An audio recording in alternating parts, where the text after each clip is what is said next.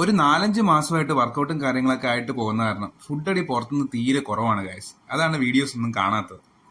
എന്തായാലും ഇന്ന് ഞാനൊരു മീഡിയം വോളിയം ബാക്ക് വർക്കൗട്ട് ആയിട്ടാണ് ഞാൻ നിങ്ങളെ മുമ്പിൽ എത്തിയിരിക്കുന്നത്.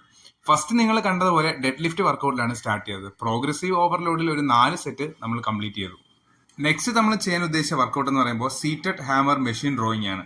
അതൊരു 10 to 15 റെപ്സിൽ ഒരു 3 സെറ്റ് നമ്മൾ എല്ലാവരും കംപ്ലീറ്റ് ചെയ്തു. അപ്പോൾ ഈ ഒരു വർക്കൗട്ട് കൂടുതലായിട്ട് ഫോക്കസ് ചെയ്യുന്നത് റോംബോയിഡ്സും ട്രാപ്സും പിന്നെ ലാറ്റ്സും ആണ്. അത്യാവശ്യം വലിയൊരു മസിൽ ആയതുകൊണ്ട് തന്നെ അത്യാവശ്യം നല്ല ലോഡ് എടുക്കാനുള്ള കേപ്പബിലിറ്റിയും ഈ മസിൽസിനുണ്ട്. നെക്സ്റ്റ് ഒരു ലോവർ ലാറ്റ്സ് ഫോക്കസ് ചെയ്യുന്ന ഒരു റിവേഴ്സ് ബാർബൽ റോയിങ് ആണ് ചെയ്തത്.